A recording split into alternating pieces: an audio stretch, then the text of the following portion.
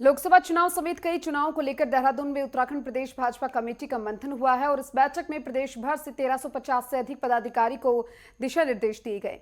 बैठक में इस दौरान कई बिंदुओं पर मोहर लगाई गई है। उपचुनाव में हार का मंथन, लोकसभा चुनाव में उत्कृष्ट कार्य करने वालों का सम्मान और बूथ स्तर को मजबूत करने के बारे में उत्तराखंड से सांसद अजय भट्ट से नेटवर्क 10 के संवाददाता ने खास बातचीत की है। जरा सुनिए। उत्तराखंड में भाजपा की कार्य समिति की बैठक संपन्न हो चुकी है और हमारे साथ उधम सिंह नैनीताल के सांसद अजय भट्ट हमारे साथ मौजूद है। सर, आज बैठक हुई है, लोकसभा चुनाव के लिए समीक्षा की गई, किस तरह की समीक्षा थी और किस तरह के जो नेतृत्व ने जो दिशा निर्देश दिए हैं जो कार्यकर्ता यहाँ पर पहुंचे? देखिए, हमारी हर 3 महीने में बैठकें होती रहती हैं। चुनाव के बाद ये पहली बैठक थी जिसमें माननीय सांसदगणों का स्वागत भी किया गया और ये मुख्यतः जो मोदी जी के तीसरा कार्यकाल की शुरुआत हुई है, यानी कि एक इतिहास बन गया कि लोकतंत्र के अंतर्गत लगातार 3 बार कोई जीते और देश की बागडोर संभाले बहुत कम ही ऐसे लोग हैं। ठीक है, जवाहरलाल नेहरू जी थे, उस समय कोई पार्टियां थी ही नहीं, अकेले थे वो, चिट भी मेरी पट भी मेरी होती थी।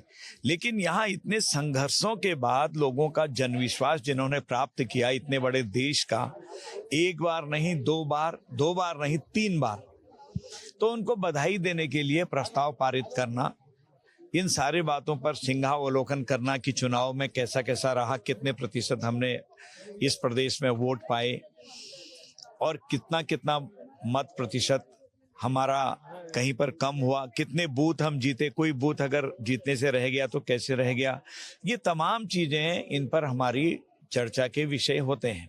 और आगे के लिए चुनाव भी आने वाले हैं, उनकी तैयारियां भी होती हैं।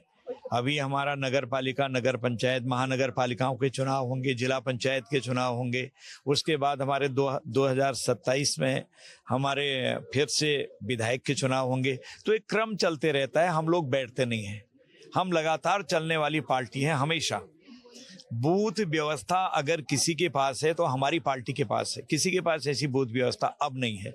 वो 15 दिन पहले देखते हैं या 1 महीने पहले बूथ अध्यक्ष बनाइए, बूथ की टीम बनाइए, लेकिन हमारी बूथ की टीम 12 महीने काम करते रहती है।